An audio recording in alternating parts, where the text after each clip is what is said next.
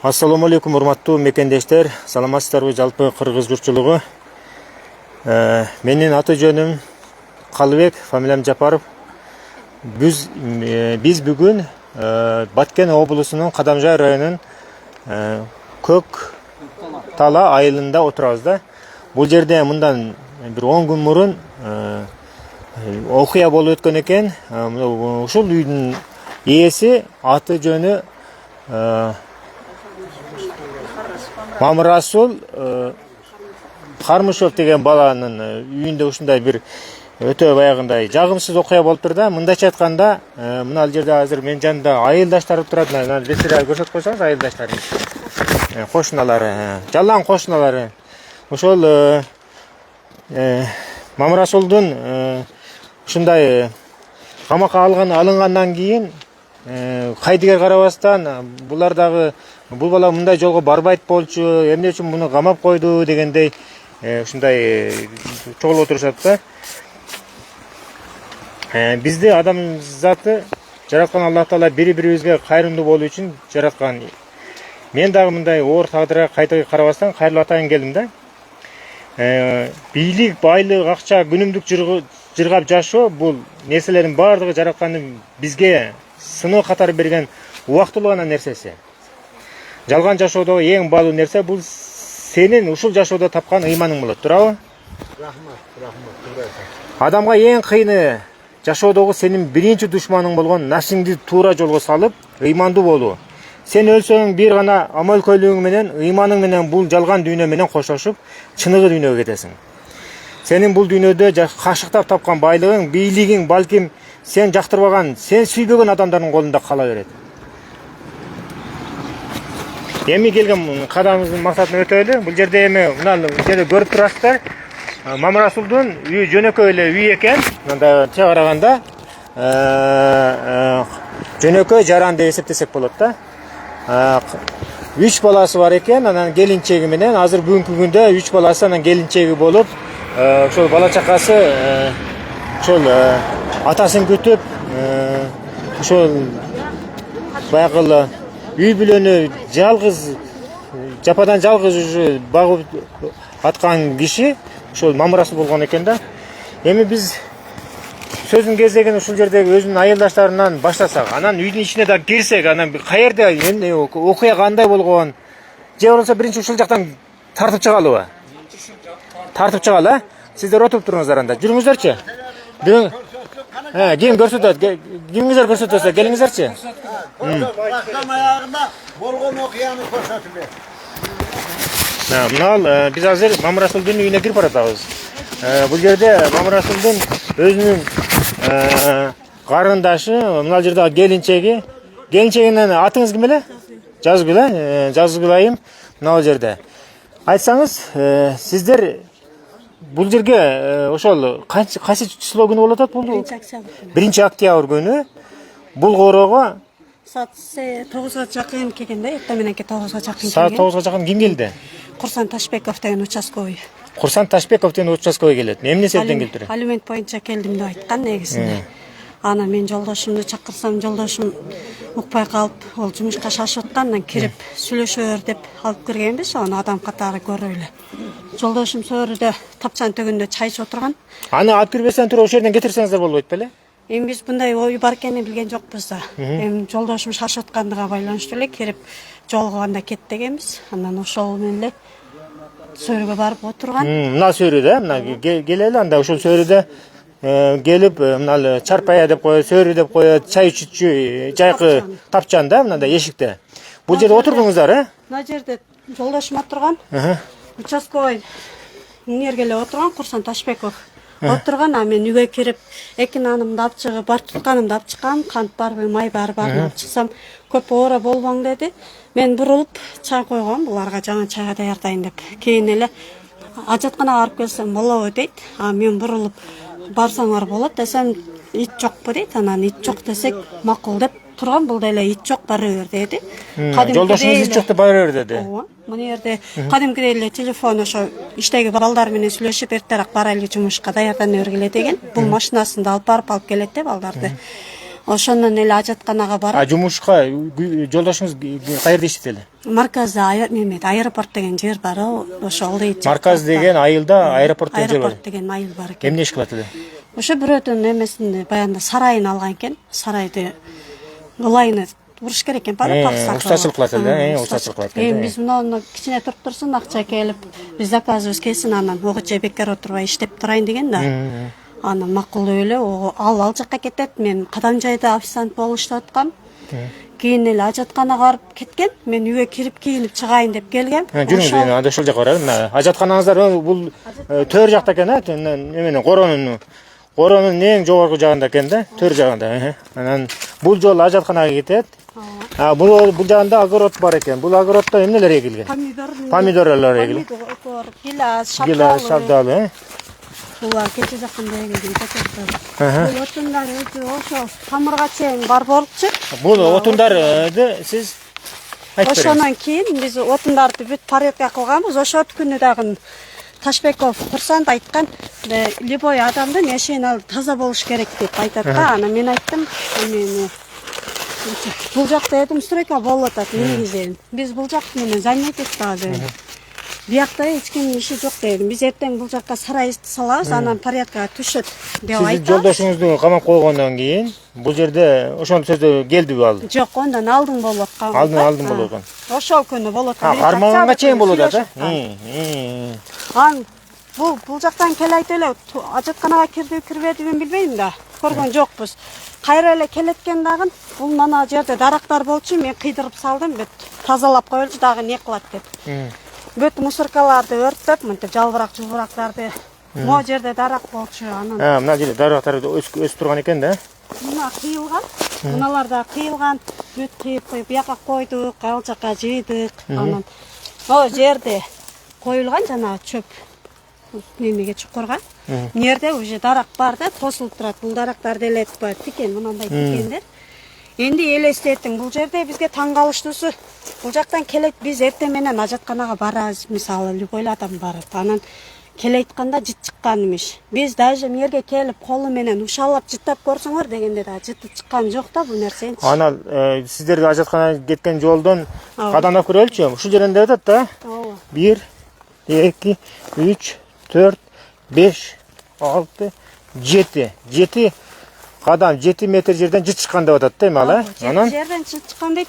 Могу жерлерде да дарактар бар да, ал жак ошо эле көрүнбөйт да, сетка гана көрүнөт. Элестетиң, мындай сары чөптөр курап калган могу жерде. Анан могу тешиктен тооктор, иттер өтөт да. Өткөндө муну тешиктер турат. Силер дейт, одан өтө берип дейт, жол кылып алыпсыңар дейт. Бул жерде дагы бит мыйзамга туура келбеген сөздү сүйлөп атат. Анан эле кайра биз менен бирөөсүн чакырат. Бул формачан бир бала келет да, ошол жерде турду. Наркы акыркы немеси тергөөчүсү, алардын аттарын билбейт экен. Ошолор келге чейин турду. Биз кайра эле аркага карап кетебиз. Уже ушул жерде басканда дагы мойнуңузга алып кое бериңиз, сизге жеңилдик болот дедиле. Анан жолдонушум ушул жерде туруп, уже тукутор жерге жеткирди да, кайра демик дали ишти ham тээ берсеңиз ого чыгат го. Ошо эле алыңыз дей берсем, бул да жиндик эле сөктү участковойдучу. Дедим, мен эмне себептен алам деди. Мен аны кармабасам, мен тааныбасам деди. Мен билбесем, сен келип айтып атсаң, көрүп атсам, эмне максатың деди. Апарып камашпы, кама деди. Пешенеме жазганды көз көрөт деди. Башка вариантым жок деди. Мен сага актанганга деди, доказательством жок болуп атат деди. Десем, бизге бакырыңбаң деп экөө алынып кетти күйөөмө. Алында мен ошол жерде айттым. Мындай кылбагыла дедим. Сиз басымың дедим. Ачууга алдырбаң дедим. Силер дагы дедим, эмне заставить этип атасыңар буну дедим. Десем, жок эми, болгон эле факт да, өзүңөр деле алып койсоңор болот да деди. Нам биз келебиз, кайра эле сөрүгө отурабыз. Сөрүдө экөө отурушканда деле кайра кайталады ошо сөзүнү.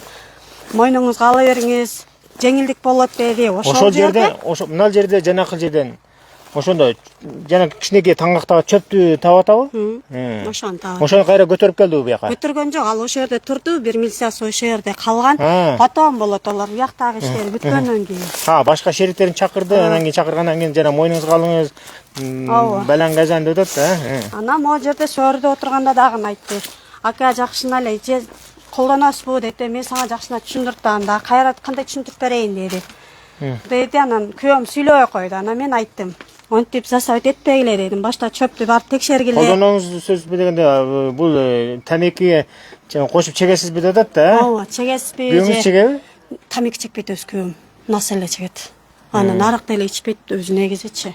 Кайра эле ошол жерге отуруп, эмнерде Мына жактан турсун. ошол Курсан Ташбеков отурган участкой, о жерде күйөөм отурган, ошондо деле мойнуңузга алып кое бериңиз, жеңилдик болот дегенде мен эмнерде туруп айткам да. Кошуналарды чакырайын десем, кошуналарга ызы-чözү салбагыла деди. Биз жөн эле алып барып текшеребиз, кое беребиз деп бизди басып аткан да. Анан эми бирдекеде ондой нерсени көрбөгөн экен, шок болот экенсиң да, же телефонго тартканга эме болбоппуз, же билбейм, мен даже өзүм тууганыма дагы чалган жокмун да. Кийин кызым келип эле тагасын чакырып турду. Апамдар шок болуп калды, келип бирдеке кыласызбы деп. Анан укам келсе сен аралашпа дептир. Анан иним мына жерде эле отуруп калган. Кийин олар келди. Ошо звонок менен чыгат экен дагы. Курсан Ташбеков өйдө басат экен, ылдый басат экен дагы. Кайра эле звонок кылып кирет дагы ошол могу жактагына. Өйдө басып ким менен сүйлөшүшү мүмкүн, мисалы ылдыйга түшүп ким менен сүйлөшүшү мүмкүн, мына даракка барышат. Мына эшиктин жанында эле дарак, а? Сырттан кирет да кайра кирип, издейин деген адам ошончо дарак турат да, мисалы барыш керек любой дараккачы. 1 кадамда коелу, 2 3 4 5 6 7 8 9 10 11 метр экен да эшиктен бери. Ушул жерде мына дарактарды да биз кыйдык. Кыйганда онун формасы ошо кантесем ушунча бар да, ушунча бар. Ол могу жердеги даракка мындай эле сайып койгон. Бунун деле тамыры жок, башкасы жок. Ушундай жерде турат. Эми элестетиң, ошо сиз азыр 10 метр бастыңызбы? 11. Вот. Кандай жит чыгышы мүмкүн? Бизге табышмак болуп атат да, өзү негизинде. Бул жактарыңыздар жабыкпы? Бул жактар жабык, адам өтө алда тикен да. Я, бул жак ачык экен го. Ачык болгон менен тикен да, бул кирсем о сырттагы дарбазадан кирсем, ар жакта дагы адам кетти дарбаза. Я, мындайна бирөө коркусунан мындай жерден ашып туруп таштап коюшу мүмкүнбү? Бул ташталганга окшойт да, бул тике эле турат да. Тике эле турат. Эмеге мындай эле жабыштырып койгон да. Эми биз кыйган. Ал эмне экен ал? Анын бирок формасы башкача болуп турат да, анын эмеси мыналарга эле окшоп кетет. Мен өзү негизи ушундай эле окшоттум. Өзүңүздөр деле сүрөттөн көрсөңүздөр болот аны. Үстүнө мишектин үстүнө салып атканычы. Кийин эле келип элестете бериңиз, ошол жерден чыгат дагы. Күйөөмө дагы айтат да, мени өзүңүз салып бересиз, басып көрсөтүп деди. Мен кармайм деди. Мен башында кармаганбы, билбеймби, өзүңөр алып өзүңөр кое бергиле дейт. Анан өздөрү алып барып ошол жерге таразага коюп, ошол жерде дагы кайра айткам да. Кээ кошуналар чакырайлы, жок дегенде десек, ызы-чөз салбагыла деп бизди басып атты да. Эми биз ончолук болушун билгенде баш бербей чакырмакпыз. Ону эле чыгыш анан марказга биз менен барасыз, ошол жакта сүйлөшөбүз дейт. Ал жакка баргандан кийин по-любому аялдын алдыда жажалап тоскоолдук бергенибиз менен мен барбаганым болгон окшойт, билбесем эми алдырып коюптур да мойну.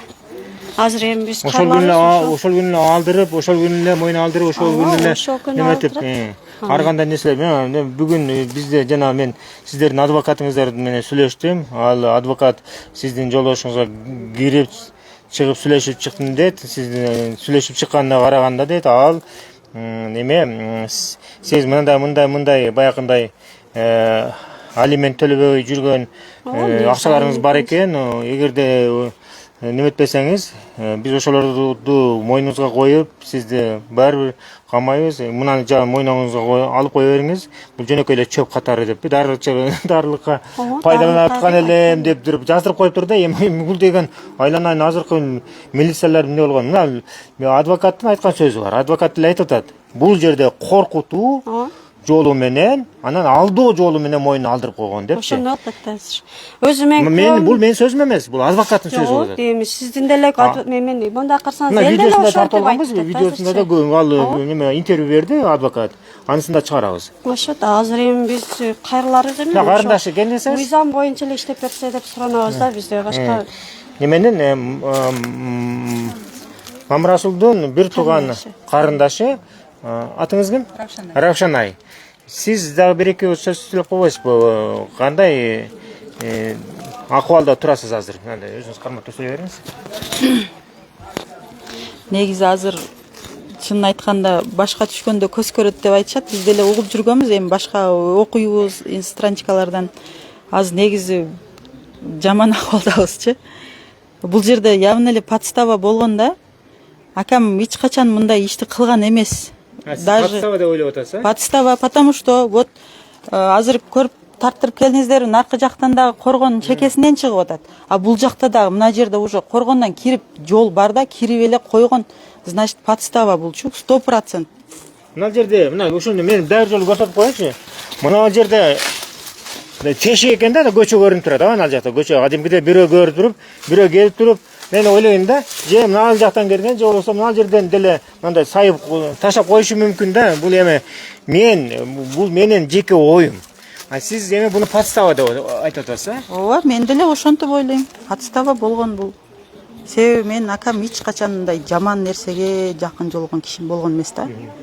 Өзүнүн пешене термини? Ооба, акча таап, өзүнүн жокко Кудайга шүгүр кылат эле да, жок болсо дагычы. Өзүдө бар болсо бирөөгө бергиси келген эле адам да эмеси бул. Башкага деле жөөсө караштык деле жок болчу. Ушуну эми буйруса териштирип ачыкка чыгат деген үмүттөбүз. Ооба, эми бизде баягы бүгүнкү күндө мисалы Россия Федерациясында ушундай машинасына кетип аткан эгерде кайсы бир водительди сындыргым келет десе, акчага машинасына салып коет экен, же болбосо короосуна таштап коет экен, ушундай нерселер бул Россияда болуп келген. Анан биздин Кыргызстанда дагы бүгүнкү күндө ошондой немелер ушундай иштер болуп атканына мени өкүндүрөт өзүчү. Анан мен атайын эми сиздерден бир алдын ошон үчүн мен хотя бы мына коомчулукка буга чейин дагы интернет баракчаларында чыгып калган экен. Эми мен да атайын сиздер чакырганыңыздардан келип, мейли бир сыра көрсөтүп коелу деп атайын келдим да. Мисалы азыр биз Facebook баракчасында түз эфирде отурабыз. Анда сыртка чыгып дагы сиздердин кошуналарыңыздар келиптир. Бул мындай бала маселе.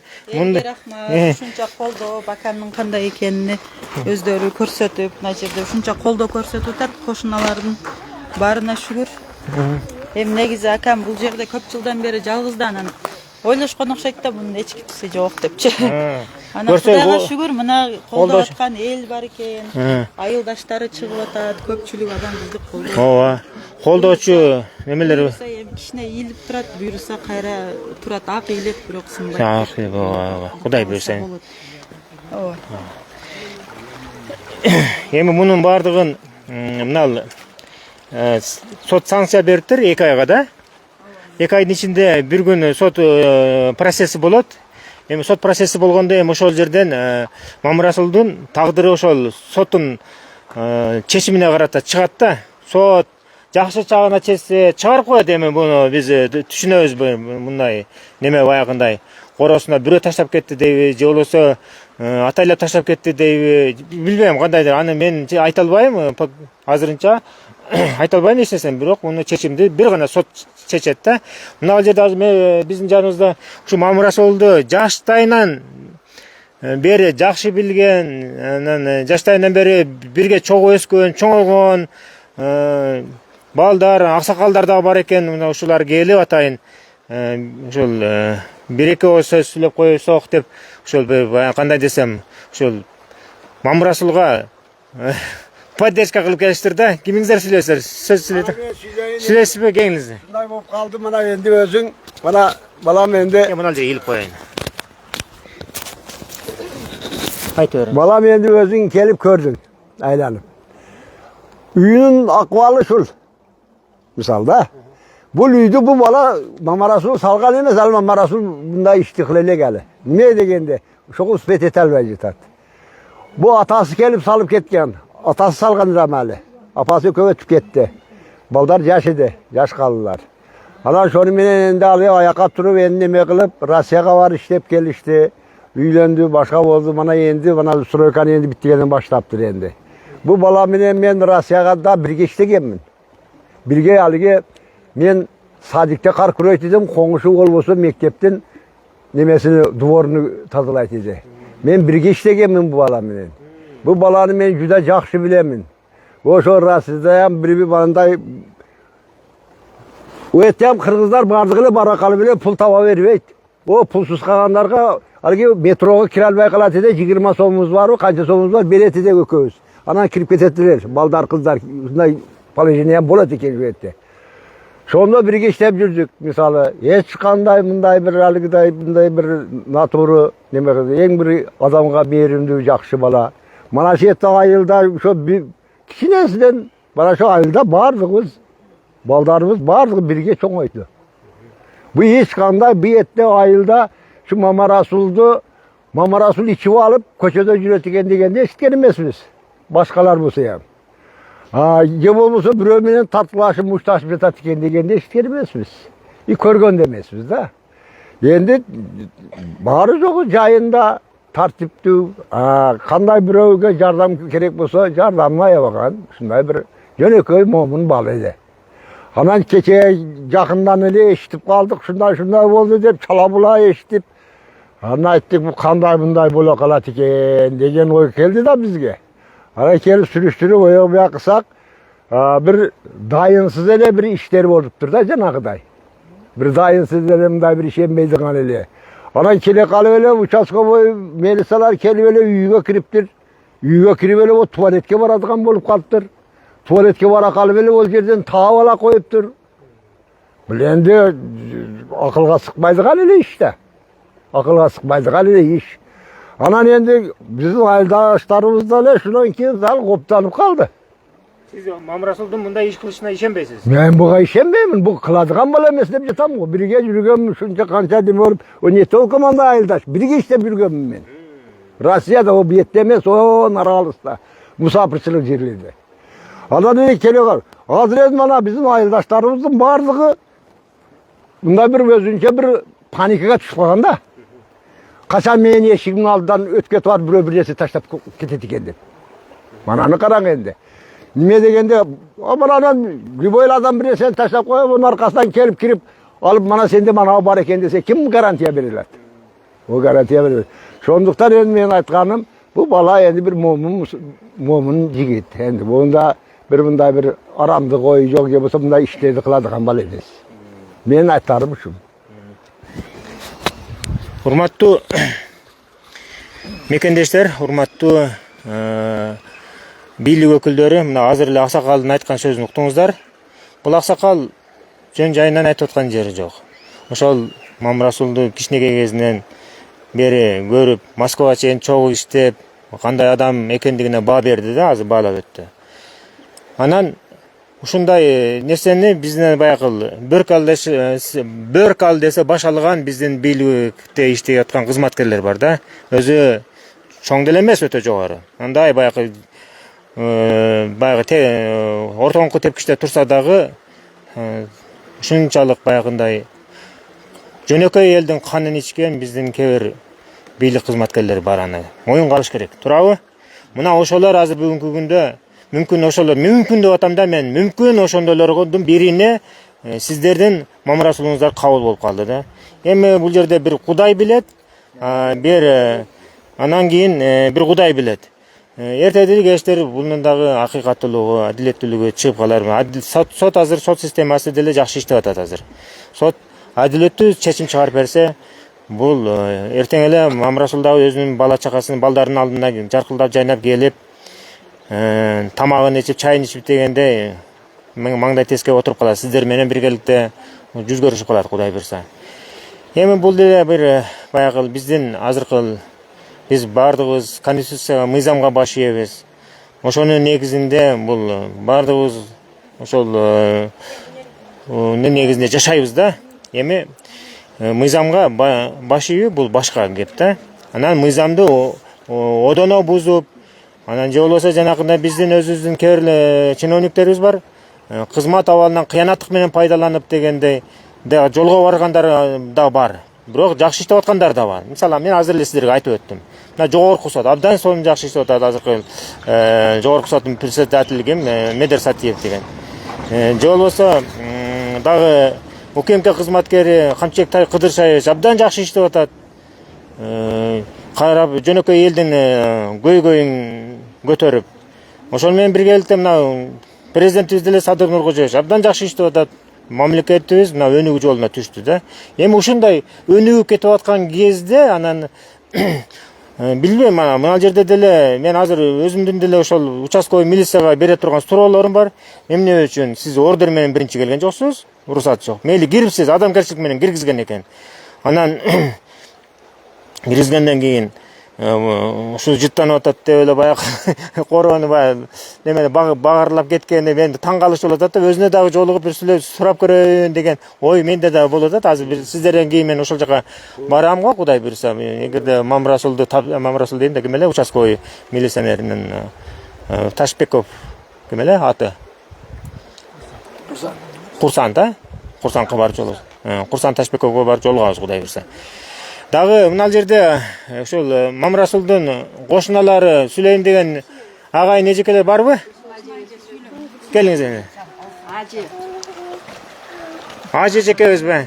Ке отуруп алып сүйлөй бериңиз. Отуруп алыңыз, сиз отуруп сүйлөңүз ушу. Жашыңыз канчада? 73-ке кирдим. 73-ке кирдиңиз. Сүйлөй бериңиз. Бул ушул Мамрасулдун ушундай иш кылышына сиз ишенесизби? Мен ишенбейм мындай кылышка. Бул эми карапайым эле адам. Көрүп отурасыңар, атасы жашаган үйдө жашап атат. Энди мана үйдү оңдоп, бул эми жөшү жок да, сөйөктү. Чайнаса тиш-пиши сынабы дейм да, ошол сурагандарды. Айтыр, сүйлөй. Ошо анан мо келиним ыйлап атат. Бу келини анакта шоякта шол нерсе болсо, шол жаман нерсе. Атыны билбеймин, ошо болгон болсо, Мамрасул менен мана келин айтат, оякта ит бар. Же болсом төлөтүбүз түшүп кеткен, ояка жөнөтпөйт деди да. Шо барганыга таң калып атам да, шо барып, шояка барып, шону таап келгениге таң калып атам. Кантип шояка барды? Неге барды ояка? Кантип таап алды дейм да буну. О, бетаныш адам болсо, ичи ооруп кеткен билме бала дейм да, энди көбүрөөк жеп. Эми бул жерде да сиз күмөндөп атасыз да ушинтип, ошол милиция кызматкерин, жанагы участковойду. Күмөн сурап атамын. Санап атасыз эми. Енді шо кантип шойтта болса жөнөтпөйт да. Мисалы үчүн бул келин жөнөтпөйт, шойтта шо нерсе болсо, бул келинам жөнөтпөйт.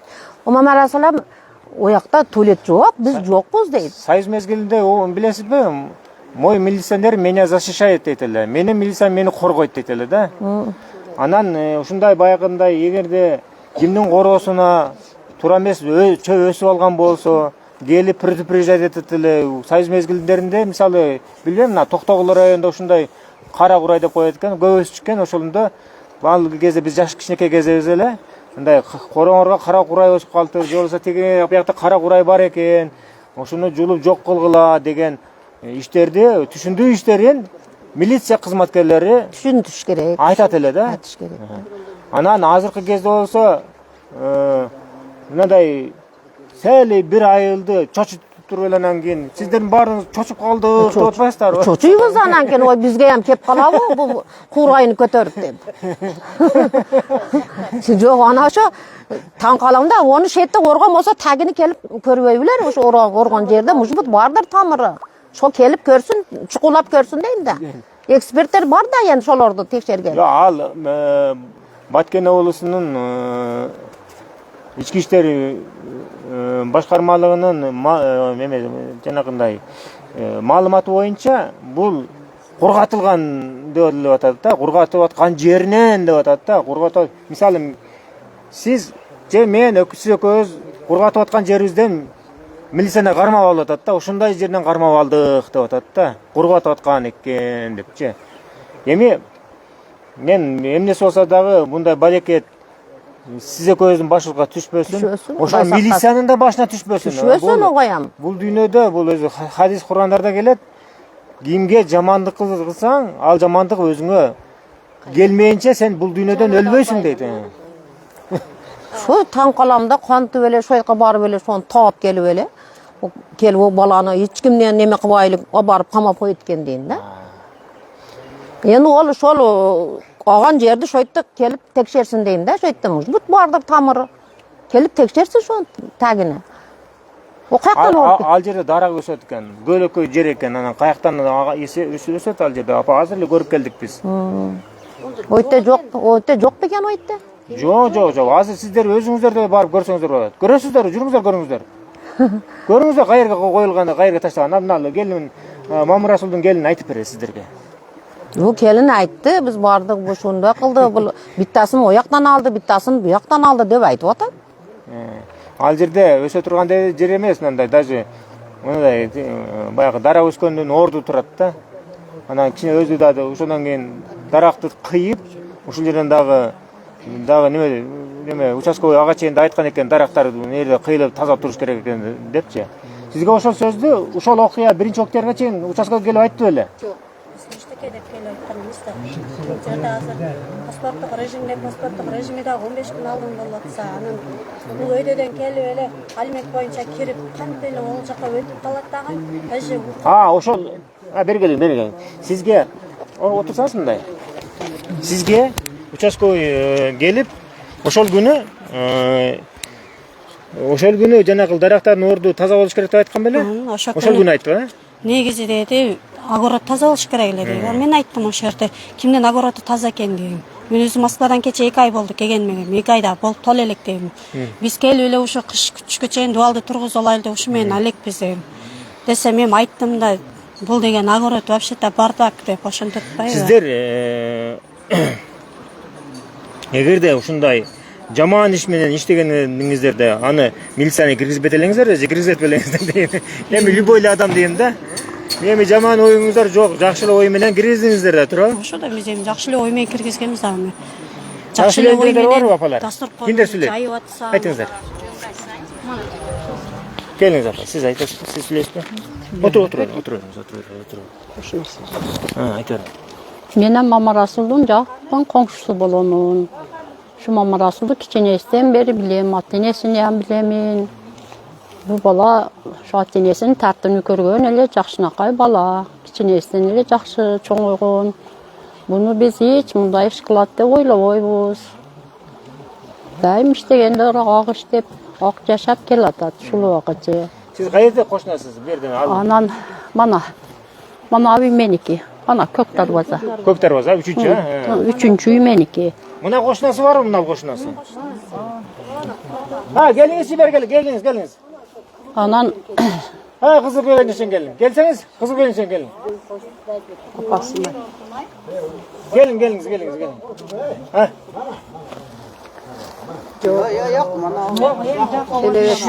En yakın koşnası sen. Hadi canlı var, canlı. Bas keledi. Mına en yakın koşnası Raşangay bu Mamarasul'un en yakın koşnası. Бул акамдын эң жакын кошунасы, анан менин классташым болот. Ha sizin klastaşınız bolобу? 11 жыл экөөбүз бир партада отурганбыз. Жолдошуңуз чыкса жакшы болот. Сизден деле иштеби? Качан келип калат? Мамырасул жөнүндө айтып бериңизчи. Мамырасулка жакшы эле деп билбесем энди бул кандай болуп кетти. Түшүнбөй эле калдык биз. Бул жакта чейиңиздер мына жерден экен, а? Анан Мындан экен, мындан. Бул жакта сиздер турасыздар. Кошнасы, эң жакын кошнасы. Бу жакта Мамырасул да? Айтып бериңиз. ошол жакшы деп билбейм, биз түшүнбөй эле калдык эмнеге мындай болду.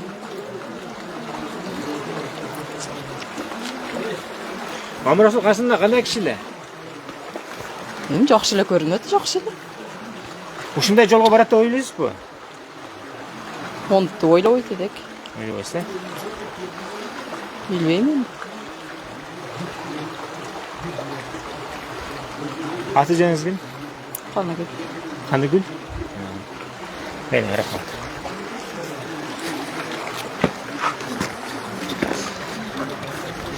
Бул эң жакын кошунасы экен, ошол жолдошунун аты ким? Шайырбек деген бала экен. Жолдошу Шайырбек келсе дагы андан дагы мындай кечирээк келип видео кылабыз. Мындай прямой эфир кылбасак да видео кылып алып аны дагы жарыялайбыз. Мына буга чейин да биз Мамырасулдун адвокатынан видео кылдык. Аны дагы биз мындай мүмкүн комментарийге жарыялайбыз. Же болбосо өзүнчө видео кылып чыгарабыз. Ал дагы өзүнүн укуктук баасын берет ошол жерден угасыздар. Абалар дагы сүйлөй тургандар барбы? Келиңиз агай, мына жерде бизде баягы ушул айылдын аттуу баштуу аксакалдардын бири ошол мугалим болуп мектепте да иштейсиз да? Мен пенсионермин азыр. Азыркы учурда пенсионер экен. Ушул агай дагы агайга микрофонду берсек, мына сүйлөй бериңиз агай. Урматтуу айылдаштар, мына бир нече күндөн бери биздин айылда, биздин көчөдө коңуш колоңдун мындайча айтканда коркпой үрпөй айтканда тынчтыгы бузулду да энди. Себепке бол ушу Мамарасул укабыз камалып калды. Онун себептерини, onun anıktığını, çındığını, tura emestігini тиешелүү органдар, тиешелүү кызматкерлер аныктайт. Onu biz bir nерсе дей албайбыз. Бирок Мамарасул жөнүндө biz той топо, ысык суук марака дегендей көчөгө жүрүш турушта жакшы бала, бир мындай арак ичкенин көрбөдүк, бирөө менен мушташканын көрбөдүк, или дагы бир хулиганство бир нерселерге илешкенин көрбөдүк. Жакшы бала деп билебиз. Анан мен ол кече дагы бир журналисттерге интервью бергенмин. Ошондо ички үй бүлөсүдө кантип жашайт, ким менен жашайт, эмне чайнап жейт, эмнени пишират, аны мен билбейм мисалы үчүн. Тышкы жүрүшү, айыл ичинде жүрүштү бир жакшына бала эде. Эми ушундай окуя болуп, башыга мүшкүл иш түшүптүр. Кудай колдосун, şu таптаса болуп, аппак болуп чыксын, тиешелүү органдар, тиешелүү кызматкерлер чыныгы дили менен, адамгерчилик сапаты менен иштешип беришсин. А энди элибиздин тынчтыгы бузулду дегенде кантип мен түшүндүрдүм. Ошол алдыңкы берген журналисттерге берген интервью катары эле шуну эле дагы кайталаймын мен. Себеби биздин айыл чоң, ар бирибизде 20 соттуктан тартып 2 гектар, 5 гектар, 3 гектар жерлерибиз бар, үлүш жерлерибиз бар, агротторубуз бар. Буларда жанагындай чөптөр өсүп калса, түшүп калса, же бирөө таштап койсо, ого ким жооп берет? Ким мен кыбадым, мен монетке таштабадым, мен бул чөптү мен эгип жүрөт эдем деп бир нерсе деп претензия койсок, кантип жооп берет адам? Ошол үчүн коркунуч пайда болуп калды. Коркунуч деп айтам мен муну. Ошондуктан биздин элдин тынчтыгын сакташ үчүн тездетип ушул окуяны, ушул Мамарасулдун ишини элге жарык кылып тез билдирсин. Тиешелүү адамдар, тиешелүү кызматкерлер өзүнүн милдетин аткарсын тездетип. Анан 2 айга камадым деп 2 ай 4 ай деп эле жүрө беришпесин. Айтар сөз көп, дагы чыга берет сөз. Рахмат. Атыңыз ким эле? Мамажунусов Зиябидин. Зиябидин агай азыр буга чейин дагы биздин интернет булактарында жүрөт агайдын берген интервьюлары. Анан ошону көрүп жана Ташбеков Курстан участковый милиционер, ушул жерде айыл өкмөтү милиционери агайды да чакырып алып, анан сиз ушундай дегендей деп кичине сизге критика айткан окшойт да? Endi onu men kritika demeyim. Pomnun начальниги çakırdı telefon menen. Pomnun начальниги men kelip ketin markazga dedi. Bardım, oşol 15 minut 20 minutda jetip bardım. Barsam Kırgızstan boyunca eldin tınçtığını buzdunuz. Sizin neye uykunuz kelbeyt? Sizin kim uykunuzu buzup jatat? Eğer uykunuzu buzganlar bolsa biz jazalaylı başka kılalı dedi. Men uykun buzuluşka sebep ушул чөйрөдө, шунда жашообузда, жерибизде, агоротубузда, или талабыбызда бир нерселер өсүп калса, бир нерселер ташталып калса, биздин балдар күнөөлүү болуп калса, мына ушул окшогондордон корком дедим мен дедим. Мен өзүмдөн коркпоймун дедим. А бирок бала чака, невре чевре, элдин бала чакасынан корком дедим. Ушунда бир кара эмне дейт, бир жаман окуя келип чыгышынан корком. Ошол үчүн ушундай деп сүйлөдүм дедим. Көрүңүздөр, урматтуу мекендештер, урматтуу бийлик өкүлдөрү, биздин жарандардын арасында мыйзамды сыйлаган, ушул аксакалдай мыйзамды сыйлаган, мыйзамды уккан адамдар жашайт. Ошон үчүн ушундай нерселер болуп калсаң корком деп атат. Мындай нерселерди биздин жанакы укук коргоо органдары буларга кайра коркпогула. Мындай нерсе деп туруп, эгерде чын эле ушундай иш болгон болсо, анда айтмакта, алдын ала келип туруп, мындай деп туруп, түшүндүрүштерин айтмак. Азыр канча айылдын жүрөгүнүн алып ушул жалгыз бир участковый милиционер ушундай коркутуп коюптур. Эми азыр адвокаты да айтып атат. Ал адвокат айтып атат, айыпталуучуну тиякта киргизип алып, жана клетканын ичинде. Ал жерде да коркутуу иштерин жүргүзүшүптүр. Коркутуу иштерин жүргүзүп, анан кийин алдашыптыр, анан кийин мындай кылтыр кол коюп берип койсоң, сен ишиң тез эле бүтөт депчи. Ушундайлар токтотпойлу, урматтуу укук коргоо органдары. Жакшы, мына бийлик айыпдан аракет кылып атат, бирок силер ошол бийликтин аткаруу бийлигинде отуруп алып туруп, анан кийин туура эмес иштерди жасасаңыздар, чындыгында биздин карапайым элдин тынчтыгын бузган болосуздар. Daha söyle turganlar var mı ağalar? Siz söylesizmi? Ke. Mamarasuldu biz жақсы bileriz. Mektepte okutkanbız. Bizni жақсы okuculardan biri olgan bu. Жүрüş turuşu, münözü, özün alıp жүрüşü, ömrü jönököy bala olgan. Uşul jerde östü, uşul jerde çoңoydu. Mektepti uşul jerde бүтүrdü. Эми мына үйлөрдө ушундай иштер болуп калыптыр. Бул дагы бир канча күндөн бери немеси жүрүп атат окшойт. Сураштыруу иштери, ушул сураштыруу иштери жүрүп бүткөндөн кийин Кудай кааласа бул бир жагына акталып чыгат деген ойдобуз. Рахмат. Кыскача. Daha söyle turganlar var mı? Daha kim? Apa söyleyeyim dedi. Ke apaga berelçi. Ke aytыңызчы апа, эмнени айтайын дедиңиз? Мен ушул жерде кошунасы болуп жашаймын. Анан эжекеси дагы боломун, окутканмын бул балдарды. Бул жерге келгенибизге азыр Кайсы предметтен бересиз? мен английскийден 15 жыл директор болуп иштедим. Бул мектепте 5 жыл директор болгом. Азыркы сүйлөгөн биринчи агайыбыз директор болуп иштеген, мен жолдошум болот. Экинчи сүйлөгөн агайыбыз бул дагы директор болуп иштеген. Экс директорлорбуз үчөөбүз тең. Жалаң эле бул жерде интернет турат. Мугалимдер көчөсү. Азыр жумушка кетишип көп мугалимдерибиз жок. Кошуналарыбыз жакшы, бардыгыбыз ынтымактуубуз. Энди бул бала жөнүндө айта турган болсом, жөнөкөй бала өтө эле. Өзүбүз окутканбыз. Мүнөзү дагы жоош.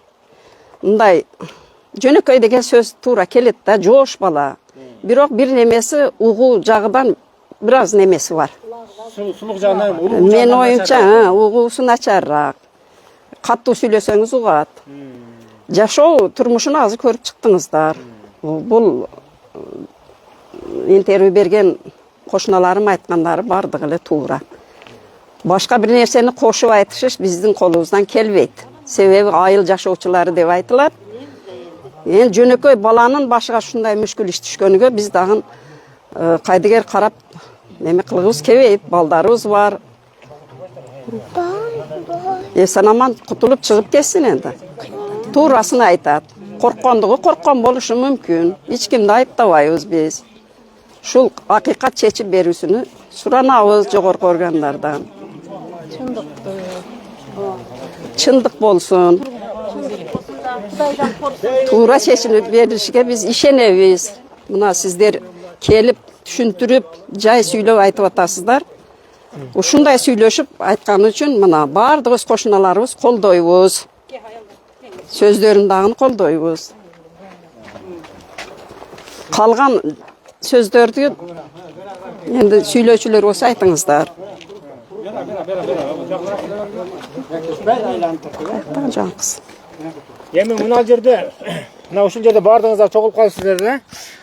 Бул жерде ошол Мамырасулдун жакшы көргөн кошуналары, айылдаштары экенсиздер. Мугалимдер. Негизги талабыңыздар эмне? Негизги талап, Айтыңыз эми. негизги талап енді мынашы ушул көчө, основной агайлардын көчөсү өздөсүлдү. Бардыгы семейни эжеке агайлар. Бу жердеги балдардын бардыгы эле жакшы. Балдар? Бар. Енді бу Мамарасулга келген болсо, бу Мамарасул шо балдардын арасында эң жакшы эле. Енді биздин тилегибиз эле мана өдөгү чоңдорубузга инсап берсин. Şular bir taza. Oşol jigitти işini karap görüp, şoğu özüne jaraşa bağını berip, şu balanı özünün semiyasına tençaman kaytıp gelişini tileybiz da. Şu bardığımızın Hakikat çeçilişine işene kaldık. Oşol balanı hakikatıka çeçip, anan kayta şu özünün semiyasına tençaman kaytıp gelip elimizge koşulsa bulğunu. Şu bizim şurada. Sizler de. Bizden koşulabız uşul fikirge. Baldarın karşı bala de. Senergen çok rahmat baldarım. Bana gelip şunday eldin bir köylörünü mınday elge mınday jakşı jaman kılıp mınday eldin demesini bütün mınday bir elge uğuzup eldin dardını eşitip mınday ha. Eldin köy-köyünde kulak salıp gelip maaşınçalık demek kanınlarga silerge çoğun rahmat. İşingerge iyilik bolsun, ömürüңerge Kuda baraka versin. Salamat bolgulaydın ayında. Rahmat aba, rahmat. Aytkanыңыз келсин. Урматтуулар, айылдаштар, мен ушул Садыр Нуркожоевичтин командасы келгенден бери бесеп шүгүр, Аллага шүгүр, биздин кыргыз элибизде өнүгүү, өсүү, şu çegara bolобу, kuruluş bolобу, mektep salınabı, jol kurulabı, başka endi o sanap otursaң çenemsiz çeksiz uşul işler bolup жатат. Biz толук ишенебиz бийликке. Садыр Нуркожоевичтин командасына толук ишенебиz. Ушуга окшогон какыс иштерди так аныктап берет деп үмүт кылабыз, ишенебиз. Суранабыз дагы тездетип беришиңиздерди. Rahmat. Ana. Урматтуу мекендештер, урматтуу бийлик өкүлдөрү. Дагы сүйлөй тургандар барбы? Biz daha koşulalım. Келиңиз, сиз да сүйлөп коюңуз. Айтыңыз, айта бериңиз. Коңгушуларды мен дос болам. Коңгуш. Бул Мамырасыл досубуз эң жакшы балдардан эле мына коңгушкалардан. Мындай иштерге барышыга биз дагы күмөн кылып жүрөбүз. Мындай колдон келбейт деп ойлойбуз да. Сиз мындай кылат деп ишенбейсиз? Ишенбейбиз. Мындай кылышына, түшүнүктүү. Turu ele biz de işenmeyiz de bu balanda. Hiç kim ишенбейт мында кылышка. Hiç kim ишенбейт. Endi şunday. Урматтуу мекендештер, урматтуу бийлик өкүлдөрү, биз азыр мен деле ушул апалардын, аталардын айткан сөзүнө кошулам. Мен деле ушул Мамырасулдун акталып чыгышын, ошондой эле мына семьясынын бала чагасынын алдына келип, жүзү жаркылдап ушул акталып келишин мен деле каалайм да. Мындай ишти эч бир адамзаттын башына салбасын. Мындай балекеттерден мындай курдомат болуп атат деп атасыздар да, туурабы азыр эми? Курдомат деп атышат да. Эми курдомат боло турган болсо, чындыгында мен деле өзүм деле сиздердин ошол сөзүңүзгө кошулам. Балекеттерден, курдоматтан Аллах сактасын. Arbandan saklar. Har bandanın şunday kurut toğmattan, şunday bol işlerden Kuday saktasın. Eli yurtuzga tinçlik amançılık bolsun. Har bir insanga jakşılık bolsun. Kırgızstan'ı biz örkünde össün. Eli yurtsuz tinçlik amançılıkta örkünde ösüp yürüversin. Şöyle endi. Ошону менен биргеликте сот мына жакында мына 2 айга санкция жарыяланыптыр. Сот дагы адилеттүү чечим чыгарып беришине biz ишенебиз да? Ишенебиз. Адилеттүү жооп беришке ишенебиз. Ишенебиз. Ana дуа кылып коюңуз аба. Eli yurtuz tinç bolsun, salamatçılık jakşı bolsun. Har bir adamın qanday jakşılık niyetте, jakşı maksattары bolsa, maksat muradıga jetsin. Mana şu kelgen sizlergeden baldarım, kızlarım sizlergeden Kuday Taalam ömrüңarga uzun berekeli bolsun. İşiңерге ийгилик bolsun. Eldin marasında köyünü көтөрүп, elge marasında kolуңардан келгиш, жардамыңарды бериштик насип кылсын. Amin. Айтканыңыз келсин. Сак саламатта болуңуздар. Урматтуу мекендештер, кийинки жолугушканга чейин.